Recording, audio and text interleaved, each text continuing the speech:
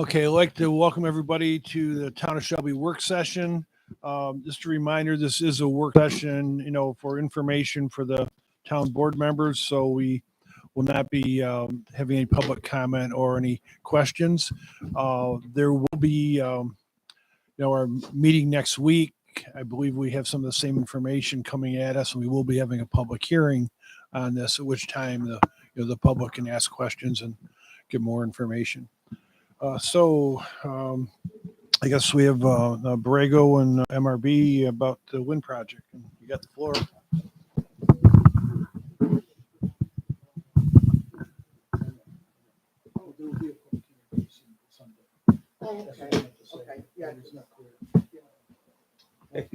Thank you. Yeah, so thanks for having us here this evening. I'm going to start. I only printed like 7 of these. These are just kind of like generic info sheets. Who are my board members here? I know MRB is and there's 4 of us here. So it's Dave Strong and Lydia Lake from Borrego. Yeah. Yeah, anyone else? Cool. There's a couple extras. Anybody back So- there? So what I'll do here is I'm just going to hand out these. What I'll do is just do a quick introduction of who I am, and kind of what led us to the project. So what led us to the project, and just kind of I'll keep my comments sort of higher level about what exactly it is we're doing, and how that relates to wind projects you've seen in the past, both in the region and around New York. So I'm just going to basically focus my comments on that. Lydia will then take the floor and do a little more detailed explanation about the project. Obviously, MRB on your side, feel free to chime in any questions or concerns as we go.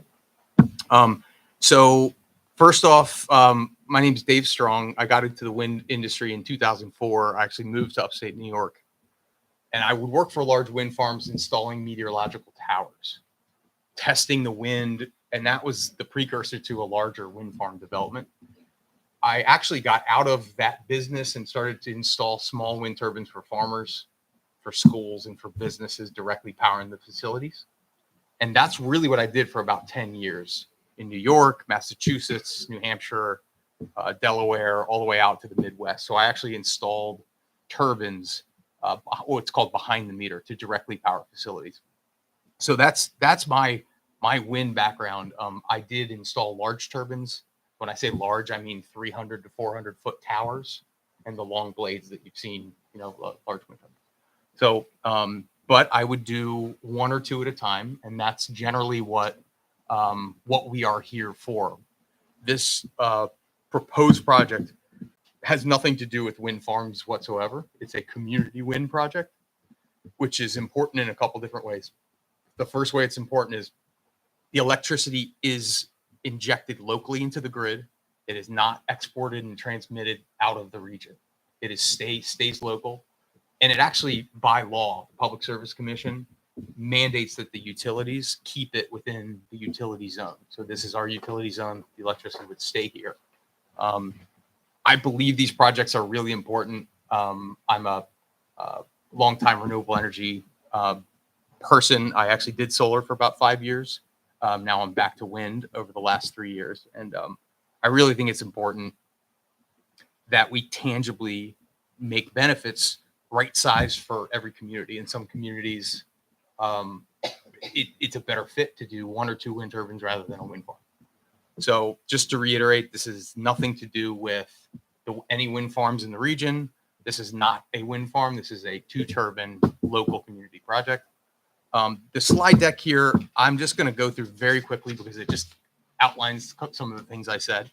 The benefits of community wind are very straightforward. This project, each wind turbine will be able to support a community host agreement to the town of Shelby. And that's a direct payment, typically in the $200,000 range per wind turbine. So 2 wind turbines would be close to $400,000 direct benefit to the town. We typically like to do that under the name of a fund that you have something specific. So that's very important to know right off the rip. Community host agreement. There are tax payments. You're probably familiar with these for smaller renewable projects.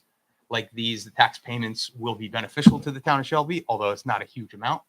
The school district and the county also get tax benefits from these projects. Then the third and one of the most important things is I mentioned that the electricity stays local. Well, it stays local and it's discounted at about 10%. So that's a community win project. Those are sort of the outlines of what we're doing. The next, if you flip your page, you can kind of see the illustration here. The large scale projects are at the top. What we are doing is at the next page. So basically large scale projects, you're typically seeing 20, 30 plus wind turbines, and that the electricity in the large wind farm goes on the transmission grid and goes out to high load areas, typically like in New York City. And the town of Shelby, in this case, doesn't get any of the electricity for a large wind farm. So the community scale model, quite simply, is fewer turbines, local grid, consumed locally. And then the next thing I'd like to do is just go through a brief history of what wind turbine structures have done over the last 30 years. You're all familiar with some of the earliest wind farms that went up in New York, likely. There are those of you that have probably stood under wind turbines and heard them and seen them. Basically, this is the slide that I'd like to just point you to, which is the evolution of wind. So they have basically, the towers themselves have been going up about a steady rate every decade. About 30 to 40 feet per decade is my sort of rough estimation there for just the tower itself. The tower that we're proposing is about 400 feet tall, whereas the towers previously in the decade prior were close to 350 feet, and then in the 2000s it was closer to 270 feet or so. The towers are getting higher, kind of in a linear way, but the most important innovation with wind is the blades are getting much longer because they're able to manufacture them, keep them light enough, and get the blades very long. What that does is, very importantly, reduce the number of wind turbines you need.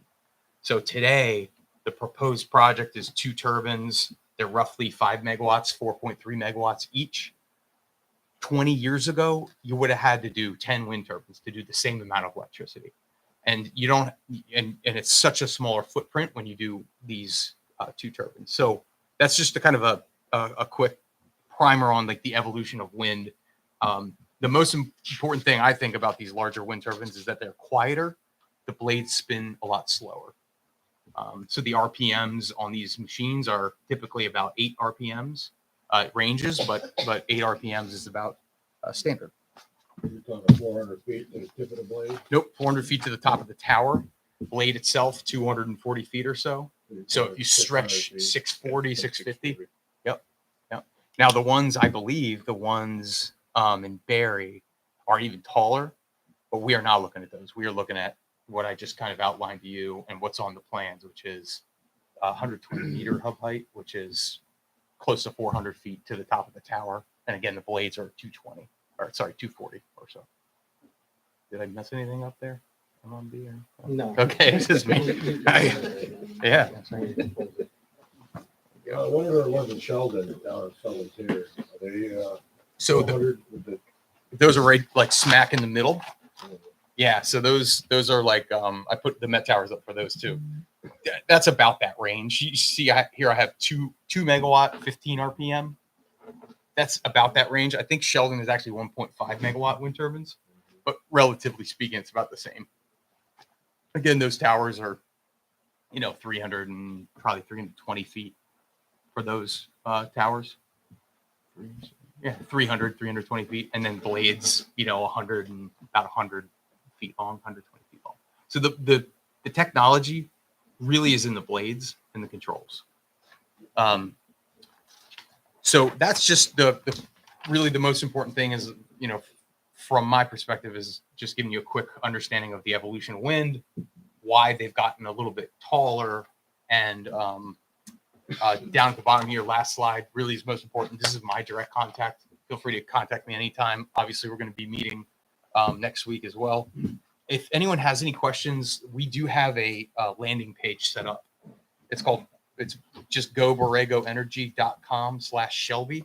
this has a bunch of information about the project. Most importantly, it's got this contact me section. It literally, the emails go right to me.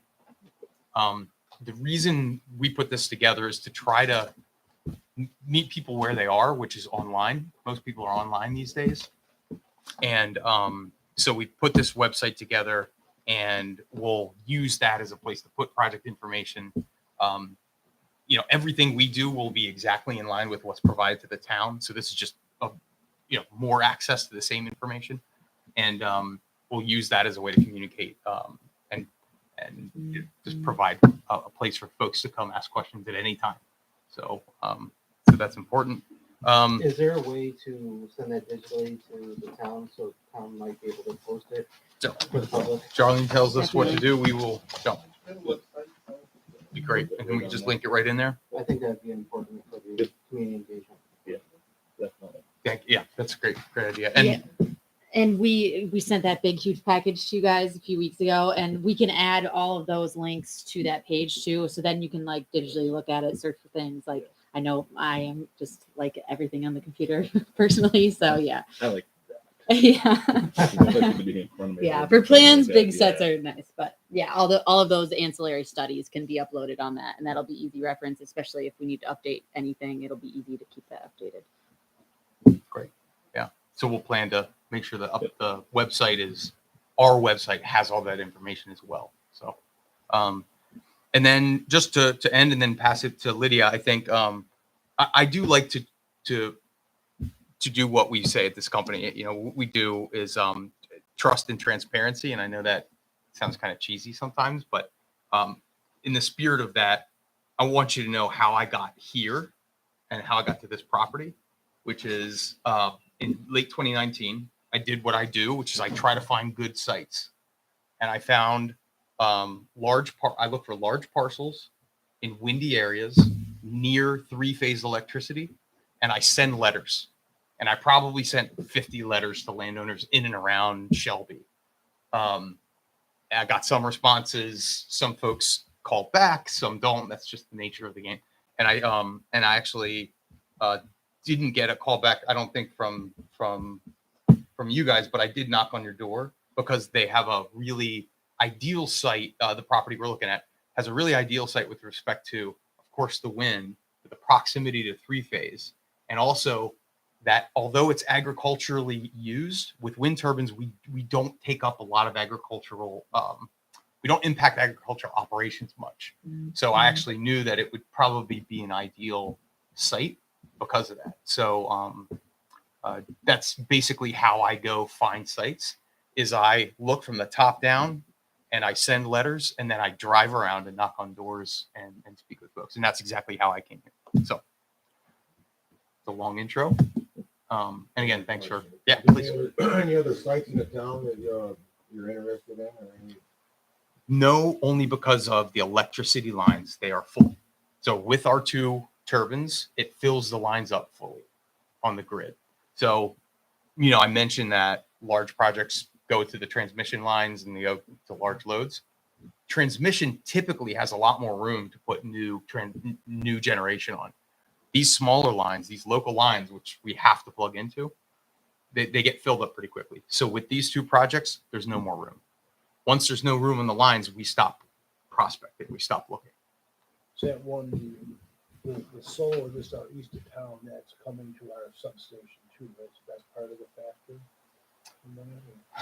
I would love to. How often or when did they come to you guys? Are they on the docket now? No, there's a existing solar project already over there. That's right in front of us on the electrical lines. So yeah, so they came in, put in the solar project, and we're coming in behind that. I don't think there's been anything else on that substation since then.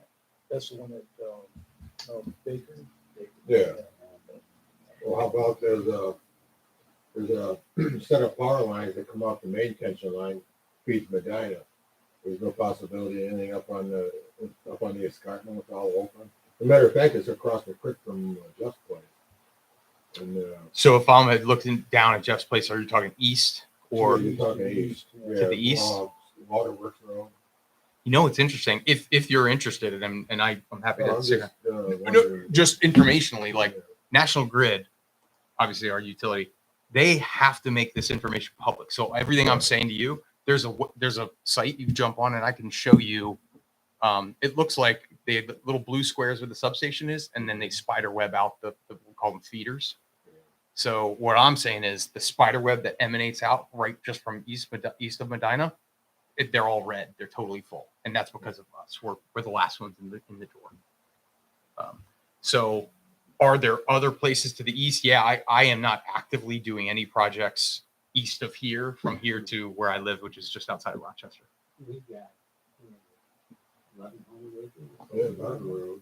Oh, you mean, No, out in the one in Berry and Shelby. yeah, There's over what? Oh, 1,100 it's- acres there or more. But they're going to the main transmission. They're going, that's going down to the New York City. Yeah, I'm talking about the one that comes off that line and feeds Medina down to behind the ethanol plant. Oh, on Baker Road. Yeah, Base Road and Waterworks Road, then you got Martin Road. I mean, there's a lot of open area through that way too. You know, the interesting thing about this is, remember I said the electricity stays local. Yeah, There's only so much you can do. Like you can't put more than the region needs. So that's one of the reasons National Grid stops. And they say, look, the substation's full. You can't provide any more. so what 3 phases are you gonna hook up to over here then? I'll pull a little extra. We'll need to pull about 1,300 extra feet up. So we'll extend the 3-phase and upgrade the 3-phase to be able to handle it. So it'll come right from, Towards Medina, no, the other direction towards, so, yeah. So basically, this is north. yeah. So we just got to upgrade the feeders from they're right around here. We just got to upgrade this little stretch. It's a couple thousand feet. Yeah, and they do a what's called a Caesars study. And they do it with National Grid goes out, tells them basically what things need to be upgraded, and basically gives them a punch list of what National Grid's going to do, and say, okay, you're on the hook for all that stuff. You do this project. So that's basically, and I believe that was supplied to the town too, so that can be reviewed. So that power mainly is gonna go south down 63 and towards the Shelby Center. No, it'll actually go north, and Go north. yeah, it'll go north right into the substation there. And Oh, typically, what happens with electricity is, with the exception of the middle of the night, maybe when loads are a little bit lower, typically the wind turbine is producing the electricity and it's being pulled by the businesses and the homes in the region. Middle of the night, windy day, like really windy night, potentially, then the electricity could be exported away from that substation to other places. But yeah, But no battery storage is being proposed for this project. no battery storage. No. I just wanted to, I know I asked that question before, and you guys have told us no. I just wanted to make sure that we were. This doesn't make sense economically these days. And right now, nobody can get batteries. This is different being put in the cars, No, really. It's a finite material. Yeah. So wind, obviously, I've been doing it for a while, but so does that answer your question on the electrical line side of things? Yeah. So basically, the substation you can't handle anymore. It's totally full. There's a substation down on Bates Road and across from the Orchard Manor. Orchard Manor. Yeah.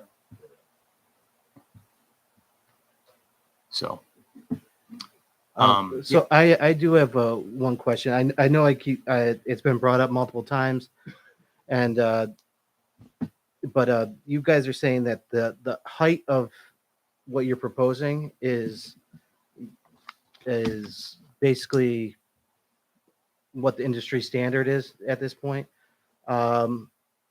The only reason I bring it up again is because I was going through some of the documents, and the shadow flicker study in the beginning, it referenced a GE wind turbine. yes, good. Yep. And so I just wanted to, it said that there was potential benefits with that. And because it has a smaller blade. So, yep, good question. I'm glad you brought it up. This is my not to scale drawing of the difference between the GE and the Vestas. Literally not to scale them. So the idea here is these are both industry standard wind turbines. you never really know what you're going to install until you go to finance the project. Okay. We are only looking at Vestas and GE because they are the top wind turbine providers in the world for a Yeah. couple decades now. More importantly, from our perspective, Vestas and GE operate 90%, literally 90% of the wind turbines in New York State.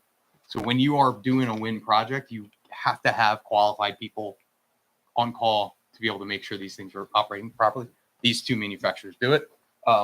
We prefer, of course, the wind turbine that's most economically beneficial for the project. You just don't know which is going to be better. The GE is a little bit smaller rotor diameter. To your point, a little bit less shadow, but the GE is actually a 3.4 megawatt generator. So I think of megawatts in horsepower. Imagine you had a 3.4 horsepower generator. The Vestas is a 4.3 megawatt generator. You can get a lot more electricity out of the 150 meter rotor, which is the swept area of the blades, and the 4.3. It could be much more expensive though. So these are the two technologies we're considering. So we want to make sure when we're supplying the permitting information that we give you the worst case scenario in both fronts. So I guess the question is, does the tower have to be this high for the GE? It's actually the same tower height, 117 meter tower height for the GE, 120 meter tower height for the Vestas. Yeah. Well, I guess what is the difference? Why does it have to be that height? What benefit are you getting from that? I think I just think that will help Yes. the board make their decision on. It's a great point. So the most important, two important things about wind: as high as you can off the ground and the largest swept area that you can get, because as you go closer to the ground, the wind gets really messy and slows down. So even 100 feet above the trees, if you were to take, an animation of what the wind looks like, it actually is swirling and more turbulent. Pilots know this, small aircraft pilots know this, that as you get up, the wind actually gets a lot smoother and cleaner.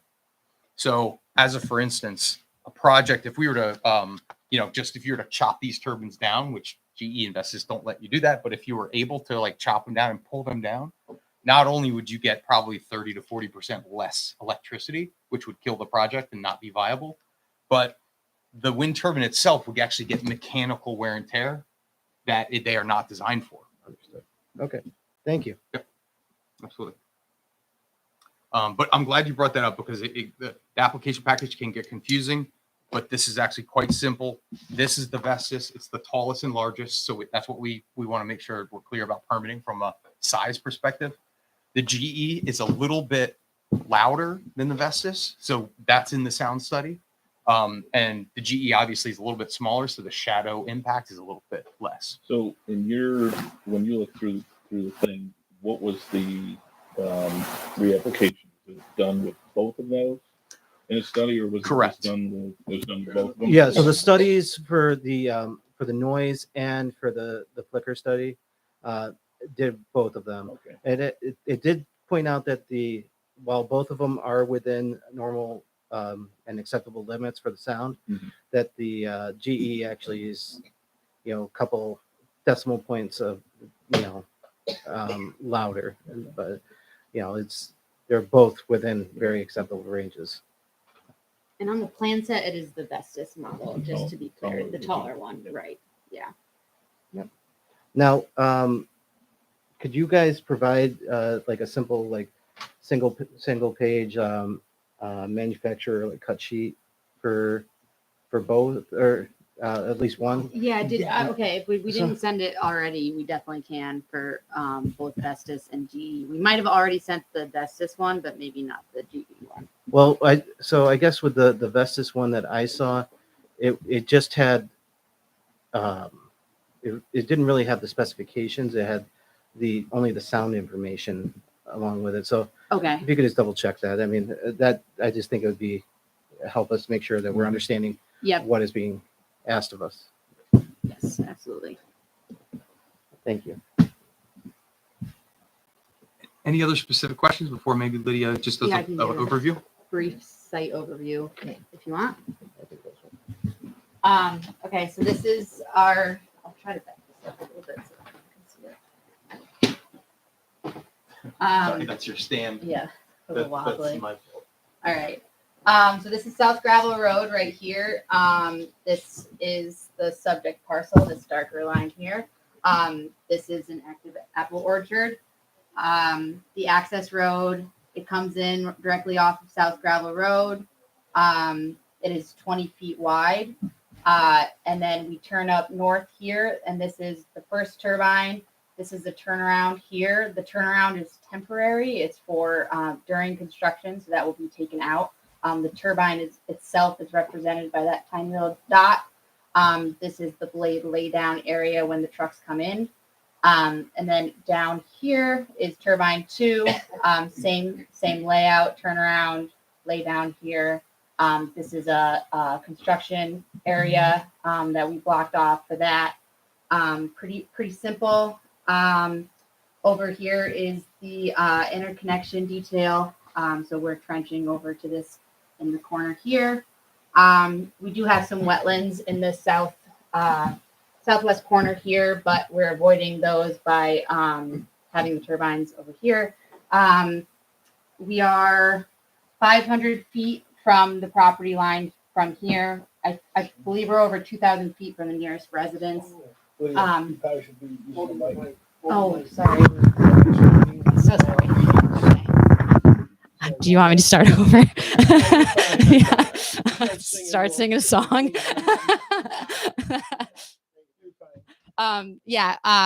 Is there any you want me to go over it again, or this is This way is, you said it's 2,000 feet from that one to. so we're 500 feet from the property line here. We're over 2,000 feet from the nearest residence, which I believe is this proper parcel here. Yeah. And then the other one's not near. The other one's near more orchards, correct? Yes, the other one up here this is orchards, and then I believe the nearest residence on this side is over here. So I think that we're also over 2,000 feet in that corner as well.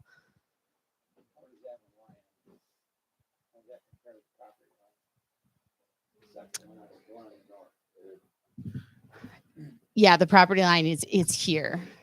So it's on two separate parcels. So the turbine turbine 2 is on this parcel, and then this other parcel is on this. It's right over this property line. Yeah, also 500 feet. Right. That's right. Yep. Yeah. Could you explain the agreement that would have to go on with it being so close to, in the other property? Yeah, it's a good point. So basically, oh yeah, I usually talk so loud. I think they're all probably picking me up. So these are owned by two separate people. So basically, you have one landowner at the north, other landowner in the south. Really, all you need per the bylaw is what's called a setback waiver. That setback waiver effectively says the southern parcel gives the northern parcel the right to put a wind turbine right at the property line and waive what's called the setback waiver, the requirements that are referenced in the bylaw. Those requirements, as we know, are setback from property lines, acoustic, and shadow limits. So that is on file with you. You have that setback waiver. As long as that looks good to the town, they typically do. We just file that with the county. So that's on record. And so I just have to add that it would have to be filed also as like an easement, so that it will go on if the property is ever sold to the north, that they understand that there is already a standing agreement with that easement. So I just want to make sure that point was pointed out, because I know that's a concern is, longevity of ownership.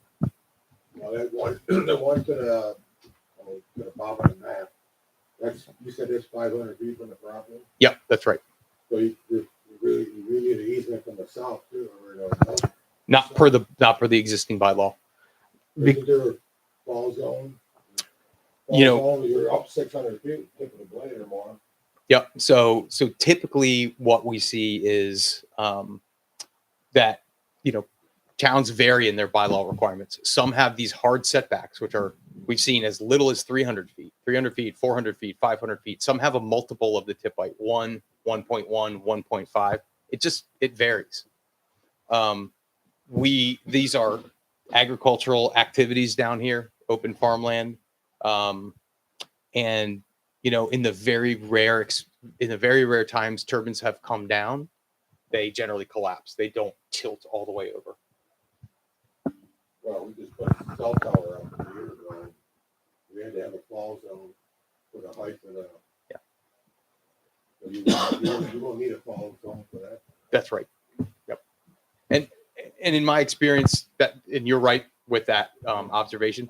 In my experience, and part of what I do before I even send letters around and look for good spots is safety. You know, to me, is far enough away from homes is everything. You really want wind turbines to be adequately spaced away from homes.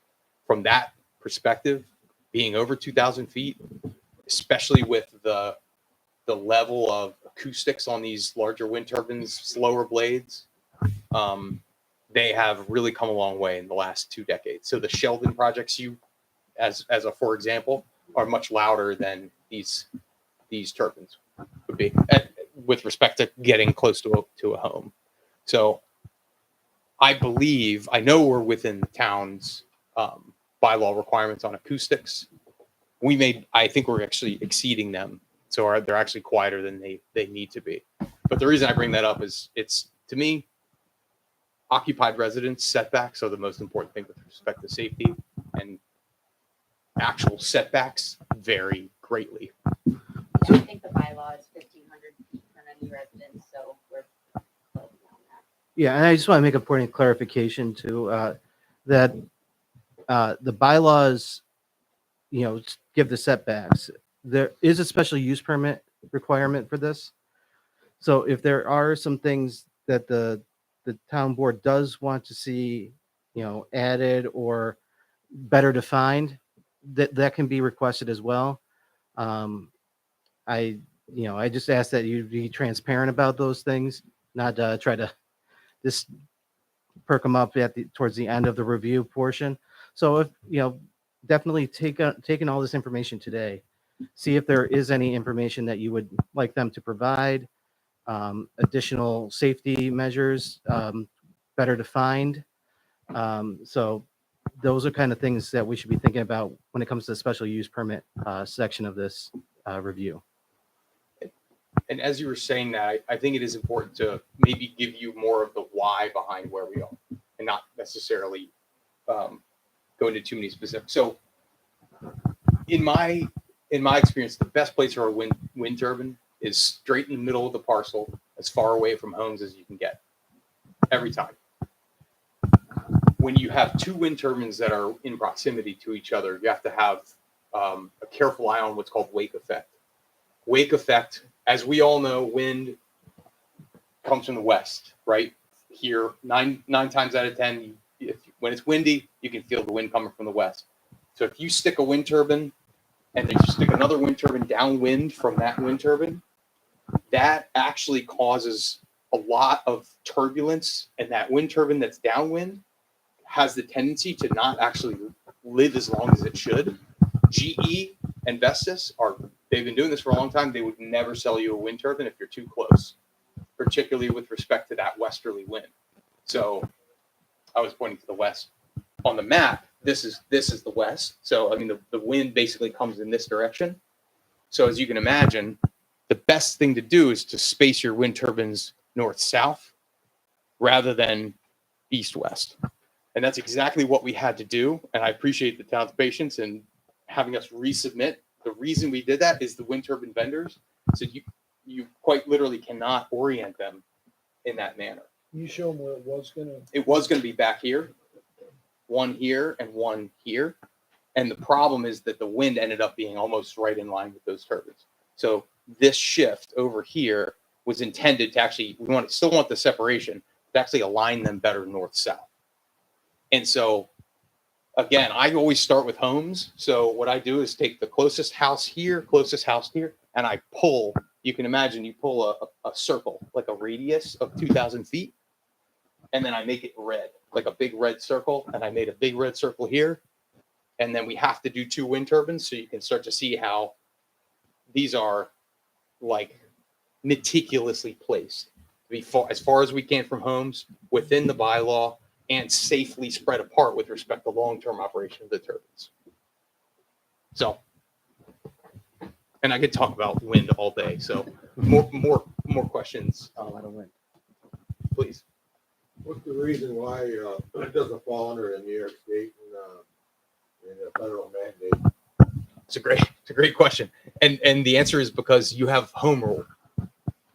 This is a local project. We're coming to you through your bylaw. The state does not have jurisdiction over this project. Now, of course, the DEC, SHPO, help me out.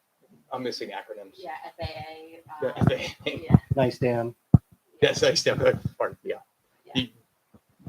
Let's move on before MRB beats us up too much with the acronyms. There are more that we will through the secret process.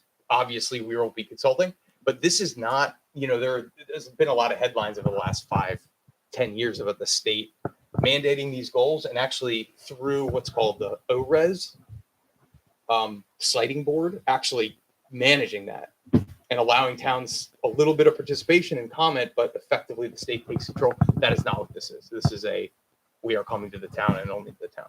So I don't know if that gets to the why behind, but all I can tell you is this is a community project. So How many megawatts is each one produce? this one would be 4.3. This one would be 3.4. The utility would allow us to go up to 5, but frankly, the 5 megawatt turbine on the market is not one we would be willing to do. We don't want to do it, but particularly because there's not enough of them operating around here, and you want to make sure you have good maintenance technicians all around. We got a few of those smaller, like little farm ones. What are they megawatt? What do they put out most of it? 10 to 15. I know which one you're talking about too. Yeah, there's I'm like a- 2 or 4 in our area. The ones that are spinning are called Bergies, Bergie 10 kWs, manufactured in Oklahoma. But yeah, like I told you, that's how I got started, is installing small wind turbines. I used to climb them and build them. And that is a little bit more about my background is I used to actually develop and build these and operate wind turbines as well. So detailed questions about how maintenance is performed, how construction is performed, all that. I'm always willing to pontificate as well. Now you've got locally generated, locally consumed. What's the radius from these wind turbines? So it's within National Grid Zone B. So I'm gonna kind of wing it here. Zone B goes, if you're heading west, probably 40 miles outside of Buffalo is where Zone B starts. So Buffalo is Zone A. 40 miles east of Buffalo is Zone B.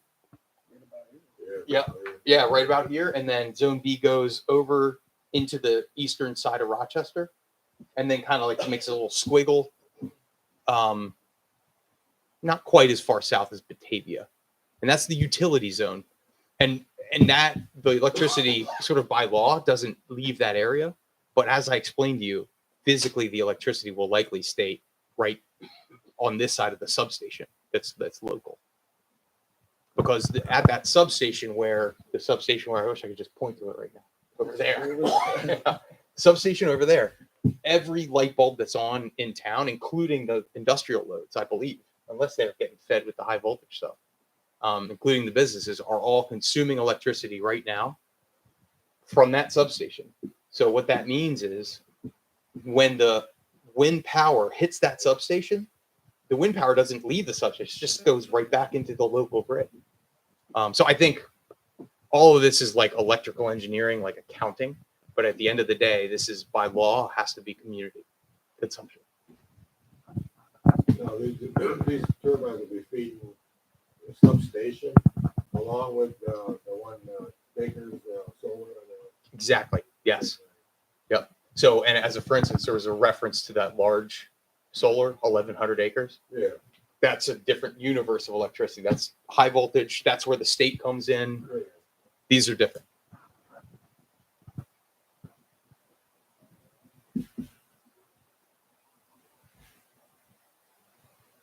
Lydia, was there anything else? You mentioned the temporary construction area for trailers and stuff. And this is a not a good spot to grow trees because the rock is right at the surface. So, and by the way, we'll probably do some rock anchors with those foundations because we expect that, you know, landowner expertise knows what happens under the ground. So probably what we'll do. Best soil first. I know I'm behind them by reading because it's a very thick thing. So just to set everybody's minds at ease, I know with the solar project, especially the one that's going on in Shelby and Barry, the shelf life of the solar panels is approximately 25 years. And at the end of 25 years, they have a plan that comes back and digs them up, takes them away, recycles them, stuff like that. What's the plan for this, and what's the life cycle for wind turbines? Is it something that after a certain amount of time it can be taken down and something else can be put up right there? Or So I'll give you two answers. One is kind of what the industry's doing, and then the second most important one is what we are ensuring the town gets with respect to decommissioning protection. Yeah. So right now, what the industry is doing is like Vestas, as a for instance, just made their first fully recyclable blade.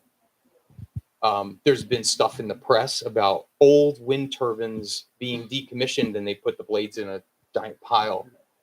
So the engineers from Vestas and GE have been working on recycling blades for 13 years. This is stuff nobody cares about until you get the press release about the so these not all these blades are fully made from recycled materials, but these days what they're doing is they're closing the loop of like recycling all the materials. I mean, they're a renewable energy company, so they're a leader in this, and I have some documentation on that from them if you'd like. But so more importantly though, in the industry practically, these wind turbines are like a really high quality tractor in that you never take it and just throw it away. You just replace the parts as they wear. So in this, as a for instance, what you would do is you basically replace components as they wear down.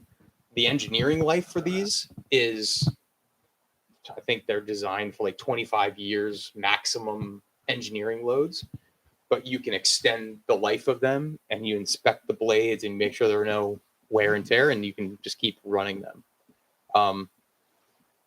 Then here's what we're doing with the town. The permit and the request is for this specific type of wind turbine. If there's any changes, modifications, and MRP probably would support this, any changes to that voids the permit. So we cannot replace any of the components and change any of the information that was provided. Further, if we go fully out of business in 15 years and there's nobody to operate the wind turbines, the town actually is going to have a decommissioning bond. Decommissioning bond is like an insurance company holds that money separately. And I actually have done work for the companies that come in and do the cleanup, and they're no joke. They are, it's a guarantee that you nor the property owner could be left with any wind turbines sitting up doing nothing. So decommissioning bonds are very standard, as you know, with solar projects too. You get the same thing. So no reason to take a wind turbine down if it's operating safely. So we would look to continue to operate it for, till I retire. I guess I have a follow-up question to that. And it's so a lot of these were in your decommissioning plan. You call out 25 to 30 years for the life of the project. So I guess is because what we've usually seen is we've seen the special use permits be allowed for 30 years, or it's usually 25 years with two options to extend of 5 years each. So going out to 35 years. I guess that's more of the question what is the plan as far as that? Are you looking for a special use permit that is continuous as long as this is able to operate, or are you looking for a special use permit for 35 years with a decommissioning at 35 years? Because these are technically supposed to be temporary structures. That's the reason I asked that. So we would definitely look for the 35-year permit with the option, to come back to the town at the end of 35 years and potentially ask for permission to refurbish the machine or be obligated at the end of 35 years to decommission it. Okay. Sounds good. Thanks. You said there was potentially $100,000 per turbine back to the towns. Correct. What wind speed are you gonna get that production out of it? How much wind does there have to be to get this It's a great potential? It's a great question. We have already had a year's worth of data collected, which is why I can say that number so confidently. Sometimes when I'm at this stage, we don't have a full year of data. Before a full year of data, you don't know what it's going to produce. So these two wind turbines will probably produce around 25 million kilowatt hours per year. It's enough to power 2,500 homes. So when I say it's a community project, I mean like literally it can power a huge chunk of the region, which is great. So that $200,000 per turbine, that's an amount that would be once lump sum up front. We could spread that out. It's totally to the whatever would work better for the town. We could spread it out over time. And so it's up to the town, but that's the range I think that we would be in. Now, executing that agreement is not, you can't do that until the town goes through its permitting process, of course, in seeker. So we can't do anything like that. However, we can begin to put that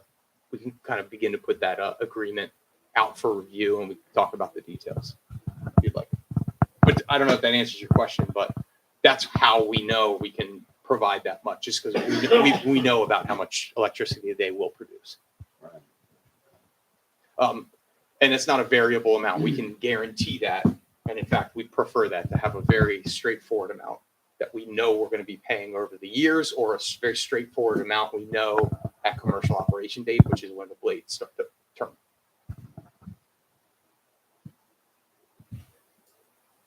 Now, as far as consumed at a locally at 10% discount, is that going to be something where we have to subscribe to your wind thing, like you're getting this call online from people all the time? Hey, Yeah. sign up with us and get a deal. Can I get wonky on you real quick?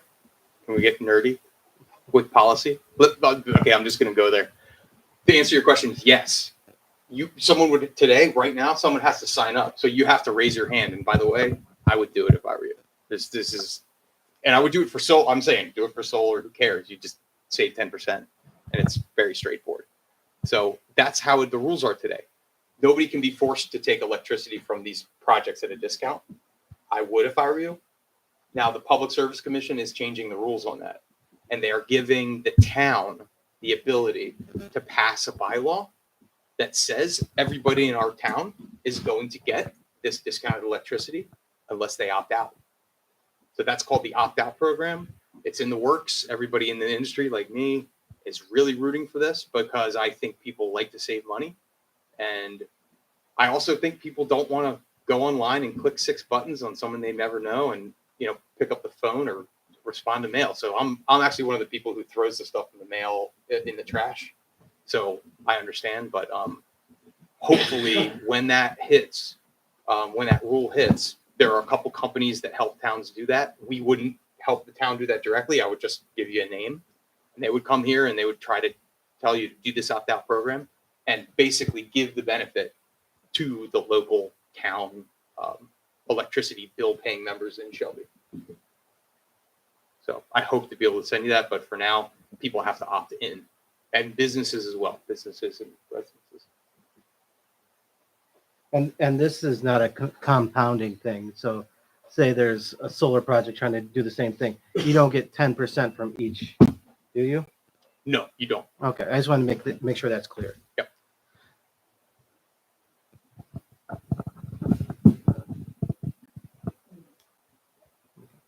More questions? I don't have anything that I think needs to be answered right now. Are you guys gonna be, presenting anything at the town board meeting next week? If you'll have us, sure, we can, if it's, if you'd like us to. Yeah, I don't remember what was going to be on the agenda. Maybe Ryan, I know Yeah. you were. If We'll look at it and I'll get back to you tomorrow and send you an email. Because I think we're hoping we can start the Right, secret you wanna- process yeah, you next wanna week get it going. and start that Right. whole, yeah, Start the secret coordination, yeah. right. That's the plan. So we have to have a public hearing at some time for At this, some right? point, yeah. No, okay. But I think we need to get them in, have them do a presentation for, you know, the whole town or the whole board or whatever. And then set up the public hearing after that. From there. Okay. I just want to make a comment that this is a little awkward for me. So I've been recusing myself from all of this because this does involve myself and my a couple of my siblings. So Ryan has been the one kind of spearheading this.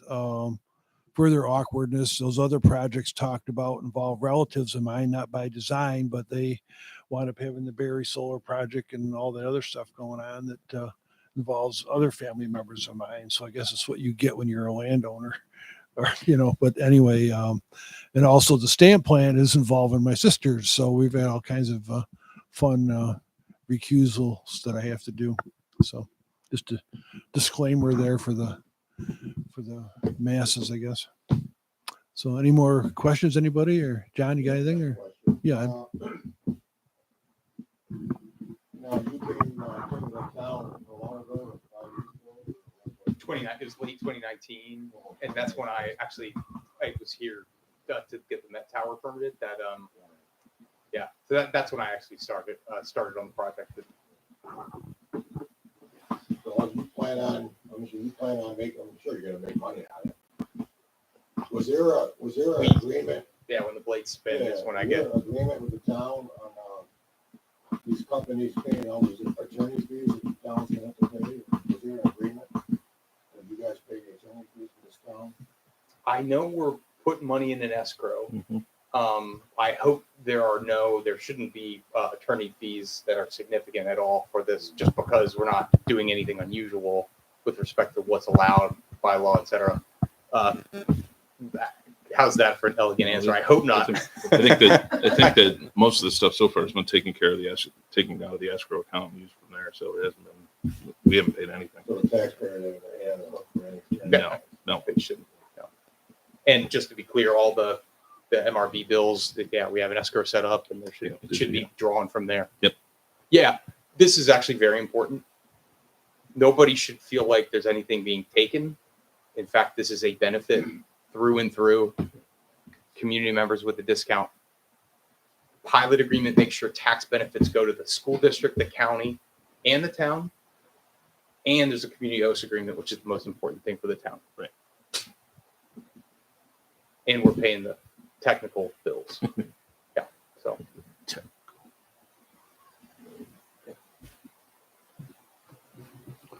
Okay.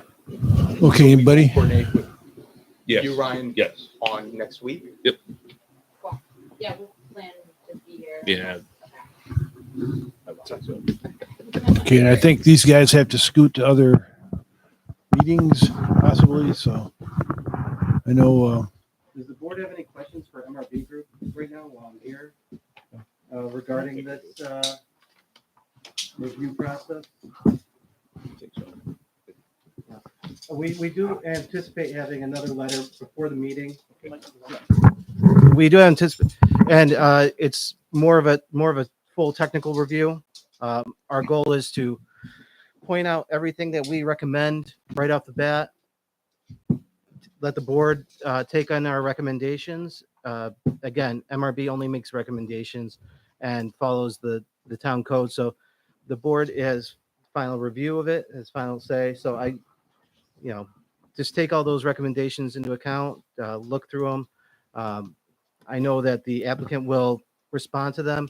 They've responded to a lot of our questions already, so we're very pleased with their responses so far. And like I said, one of the big things is I wanted to make sure that we understood why they were calling for the height where they were, because that is something that is outside of the regular code, but the code also does allow the town board to waive that requirement. Chairman, I just want to clarify, you're actually working on behalf of the town board, but that's being paid for by Yes, so an escrow account was established to, again, like was said, to make sure that the town does not incur any hardship from the review of these projects, because they are so technical and they are outside of the norm for projects that the community sees in general. So MRB is the town engineer for town of Shelby, and so we are acting on behalf of the town to perform the review.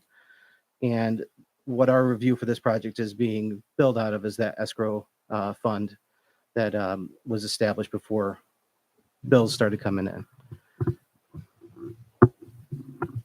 Okay. Anything else, anybody? Ed, you okay? All right. Okay. Thank you, folks, for coming in. Thank you. Thanks. Good impressive technology, by the way. We're trying. Thank you. Okay. Going on to second item, so we don't prolong this meeting too long. Dar, we're having a public hearing before the meeting next week, and we're scheduled for what, 6:45 would be the public hearing regarding the demo of the house on South Beverly Road. Oh, the local law. Okay, and then okay, local law. Oh, I'm sorry. Okay, but then weren't we having a public hearing about the house demo?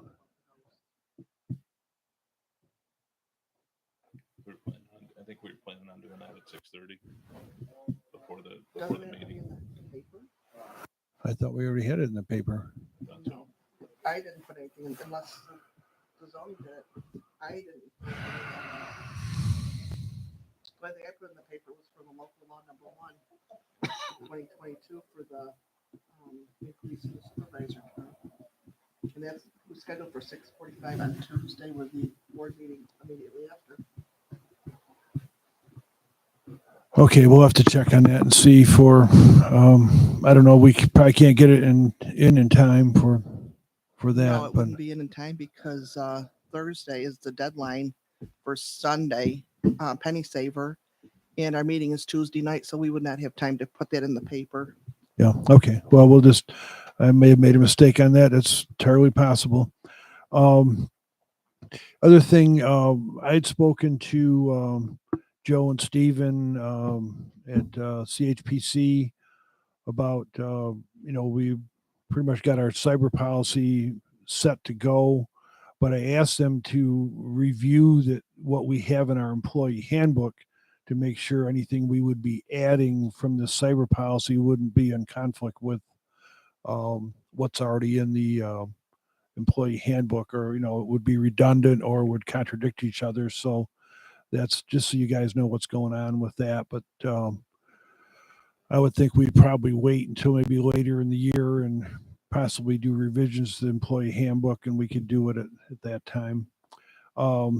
Another item here, in the because we had some retirements and stuff lately, there have been a little some questions about what happens with sick days when people retire, and we have it clearly stated what happens for personal time and vacation time. That's clearly stated in there. It's not stated in the handbook as far as how unused sick days.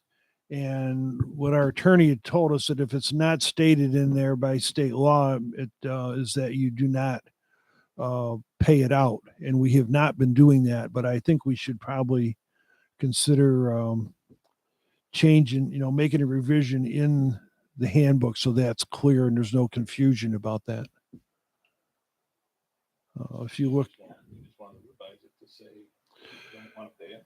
yeah, well, if you go, I thought I had this marked out better than this, but let me get to the right page. Hang on a minute.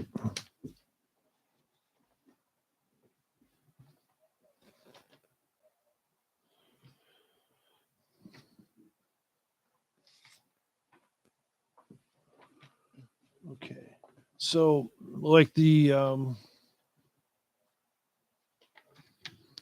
personal days said, that personal time does not carry over from year to year, may not be cashed out, and is not paid upon termination of employment for any reason. And sick days basically says that same same thing. Not sick days. I'm sorry.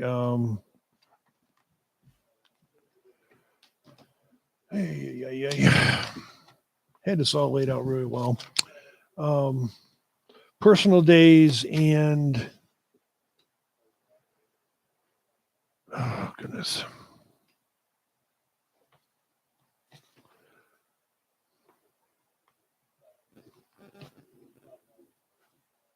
Anyway, what I need to get back to is that for the retirement it's not clear in our handbook that we do not pay out for unused sick days.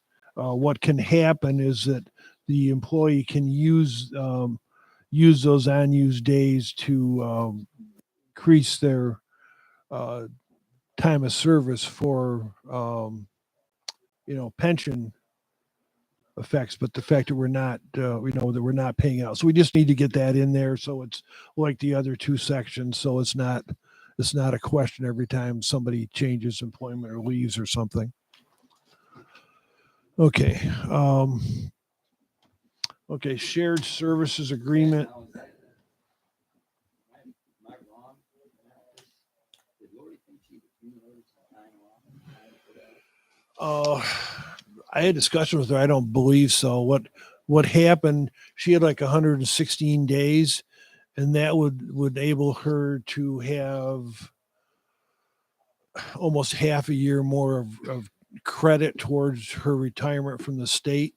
So instead of having, say, 15 years, she had 15 and a half years. That's how it was used. And that's what, Bethany told me, that the state law says if you don't have it in your policy that you're going to pay them out, then it's not paid by state law. And that's what we've been doing. But I just wanted to put it in there, the fact that we were not going to pay out, unused sick days, so, okay. And I'm sorry for my confusion on that, but okay. We got the shared services agreement with the Orleans County Commissioner of Public Works. I think everybody has a copy of that, right? We would basically, if everybody's all set, we'd be voting on that, to give me the okay to sign that, so we'd be voting on that at the meeting on next Tuesday. So you should review that, and any questions, we need to talk it over. As far as I understand, it's pretty much what we've already been doing. I didn't see any to speak of, and Dale didn't pick up on anything, so.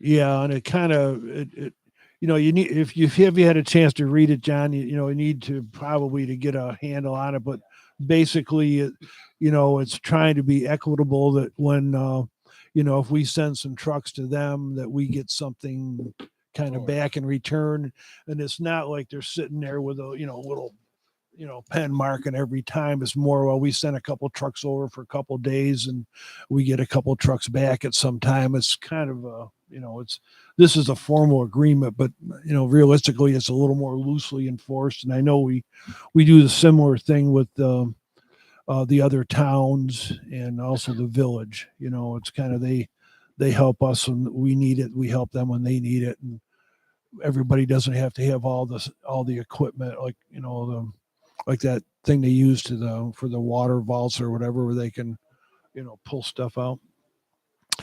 Okay, going to the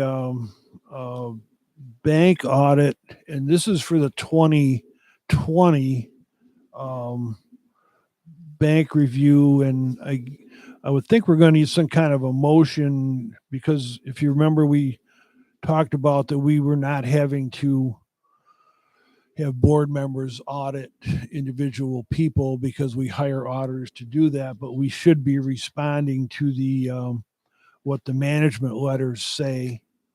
And in this case, for the audit of the town books for the 2020 year,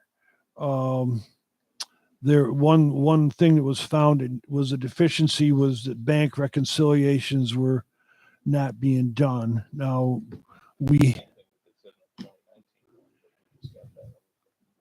just got that one, and we just got this one a little bit ago, and now we already have on hand the 2021 has gotten reviewed too, so they've done a lot of catch up.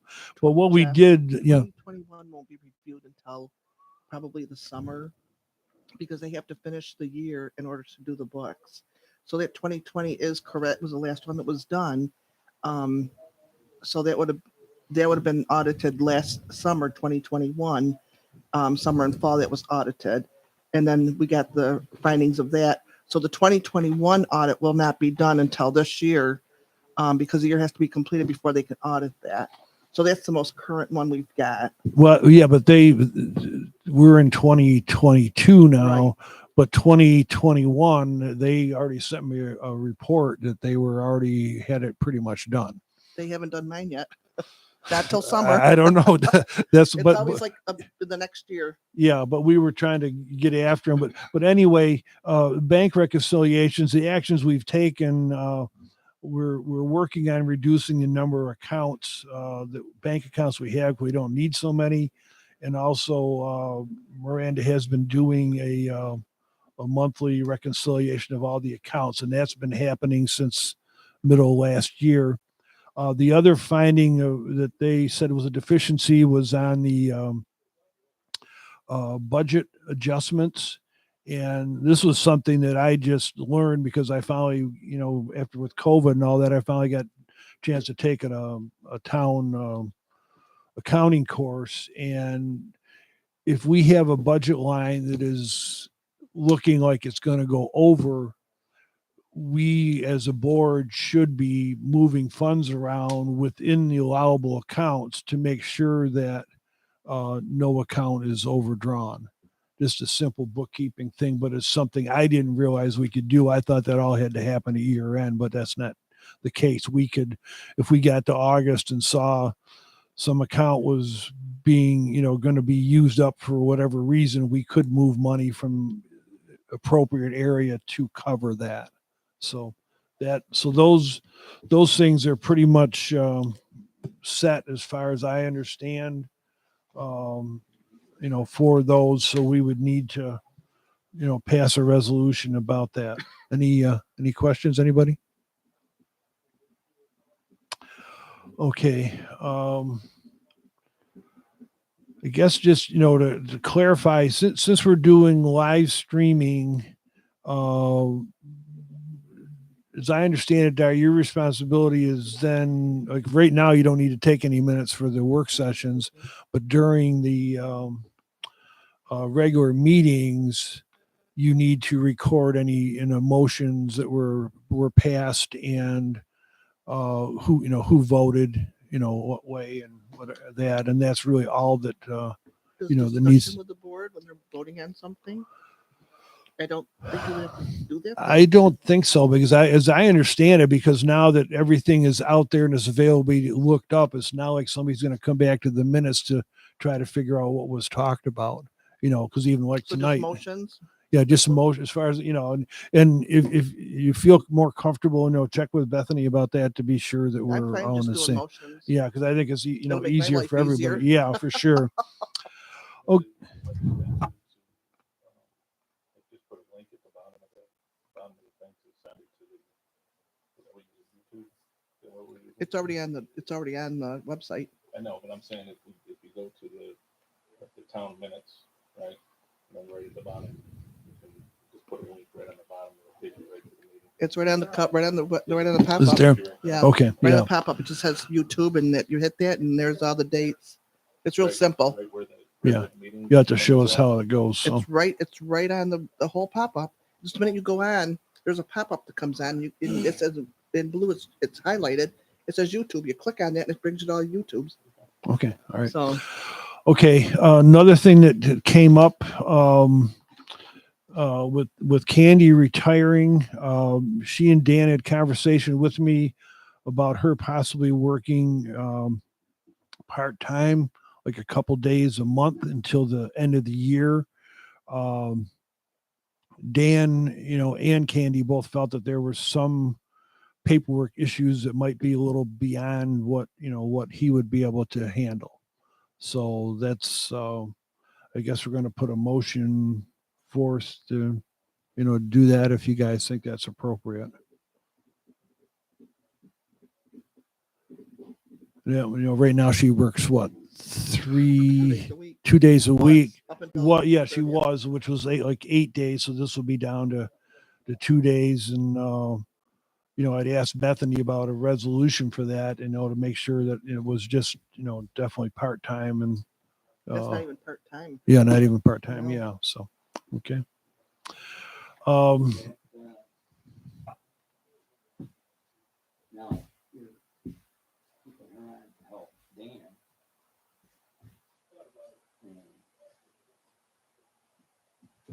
Are we gonna have anybody here that's gonna have anything to do with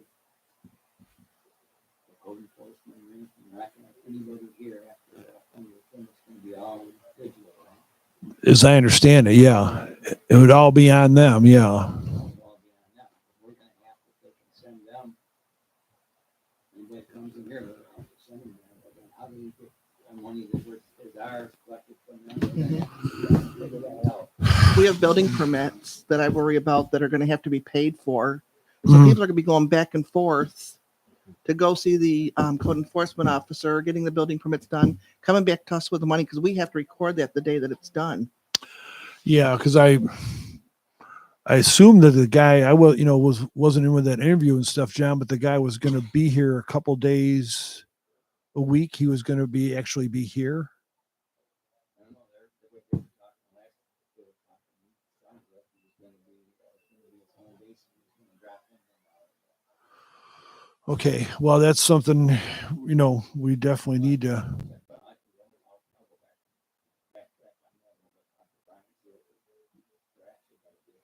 Yeah. Yeah. Cause it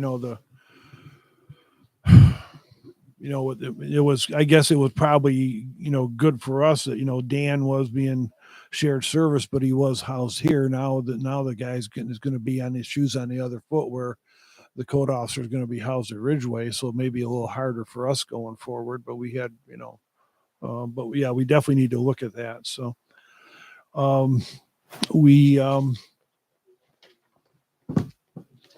Dale has gotten some, bids for the salt barn roof, and I looked at the procurement policy, and as it looks, stuff like the lawn mowing is a purchase contract, whereas the roof is like public works. And so public works contracts under 35,000 are not subject to like a sealed bid process. We still have to get bids. I believe Dale has like 4 bids for that to replace the roof. We've also got a couple bids to do repair. So that's, I guess I would hope to have him, talk to us during the meeting next week and make a decision then on which way to go. I think everybody's leaning towards, replacing it with the metal roof. That's the original roof on the salt barn, so it's probably time to do it.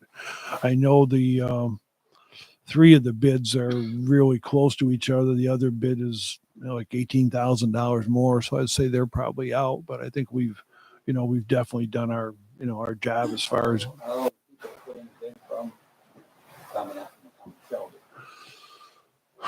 I know that one of them. I don't think I have them, John. I think they're at home. The copies I had. One I know one was from Matt Munden. The other 2 I haven't seen, so I don't know. Where they're located. Well, if your my thought, place you have a check. He's going out and not Shelby to get bids. He should go by and talk to Gilmore out there. Who's that? Randy Gilmore, Illinois. Yeah. Oh, And if I'm not mistaken, of course, that's the story on the street.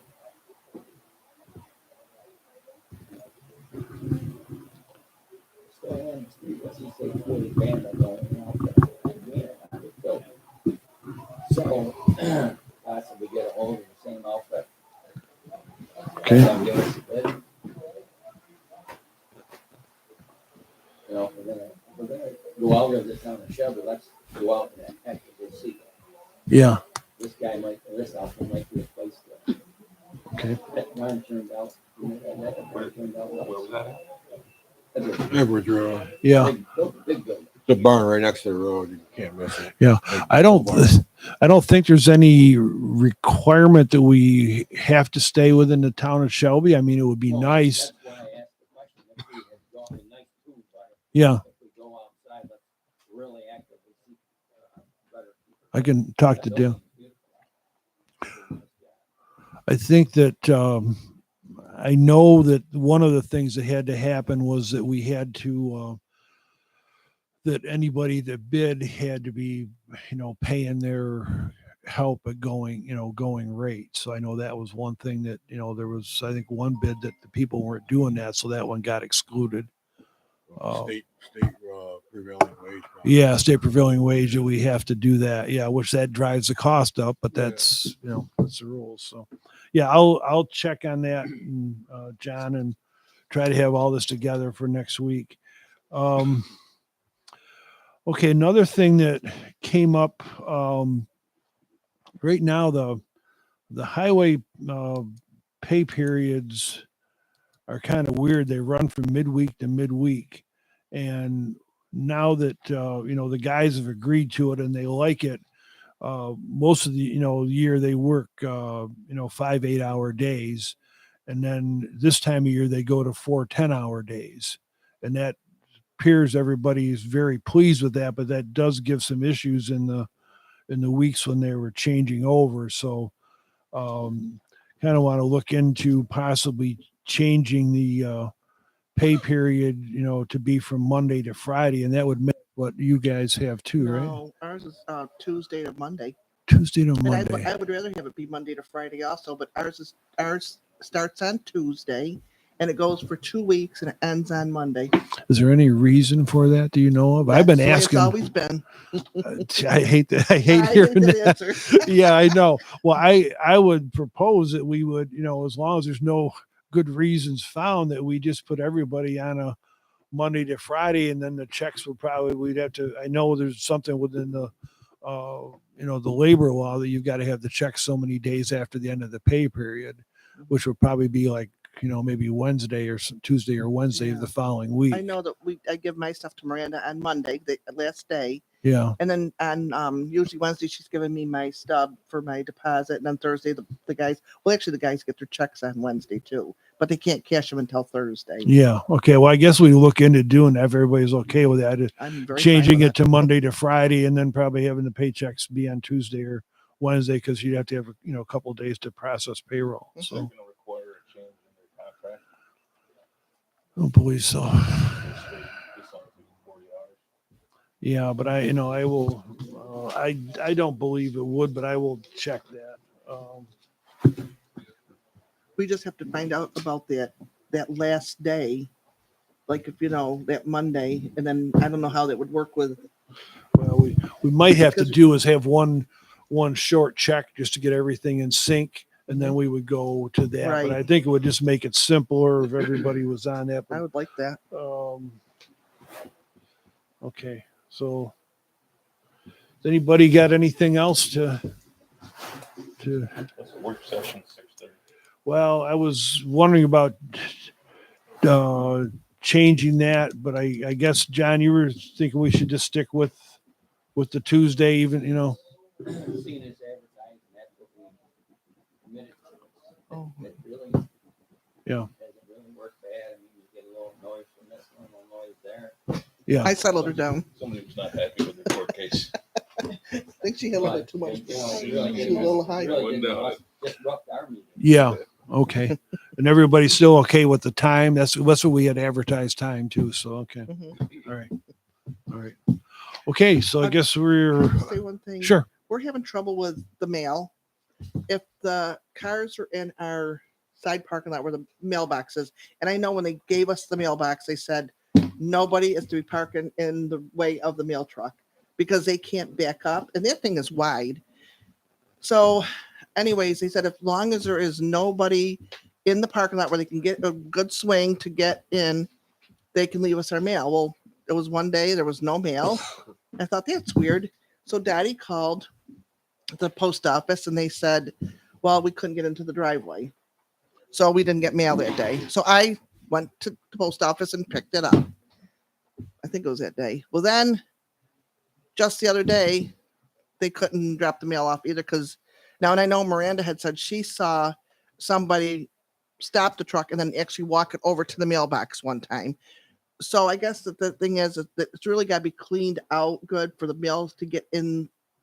Otherwise, we aren't going to get mail. So I know this is just hitting, I don't know, but I would like to see it go back to what it was with supervisor and clerk parking over there. That way there's just the two cars done. Well, I'm gonna move mine out of there down to the end, so then it doesn't give an issue, because I don't think there's an issue with the way it is right now with the two small cars in there. Well, I think Dan was in two the other day. Yeah. You Well, know? I talked to Dale about that. We got to find some place to have Dan park different than, because he usually parks on the, Yeah. on the edge. And then if I was here, which I don't need to park there because I'm not here that often, I told Dale to take my sign down to the end, and then I won't be parking there, and then we'll have to work on Dan. When I asked why it was changed to begin with, why she was, her sign was taken down, what people supervisor there, why was that? Oh, we just did it, I guess. I don't know. Was there victimness or what? No. But the thing is, if we're going on that line, John, her big truck is going to take up way more room than anything's parked there now. Not where, It was parked in the spot Where it was. Yeah, it would. yeah. No, It's longer than either one of those cars. It's longer than my pickup. I used to park my truck over there. It's just as long as my truck. Yeah, you know. So I mean, I always parked right there. I mean, parked there for years. I think the first year I was here, I parked over here. But then I was, according to a board member, he said, I want you to park over here. And it was closer for me to come in the door. I was in and it was good. And then especially after the COVID, they had to move me up closer after they moved me to the other end of the parking lot. So I would just, Well, To me, we it looked just like it was playing games. That's all it looked like. It was bottom line playing games with it. It just didn't make any sense to start with. Why mess with a good thing? That's what happened. It was mess with a good thing. It was always part of it. Is there parking in the back? yeah, there is.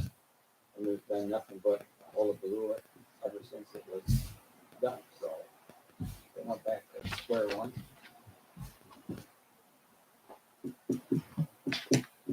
And we'll think about it, I guess. We'll see. I mean, you're in a good spot now. It's not that far for you Not to walk really, in. Jeff. No, I'm not. I still have some troubles. And it was what, 2 steps more from No, there than here? no. I think it was. We paced it off. Well, Check it when there was a complaint.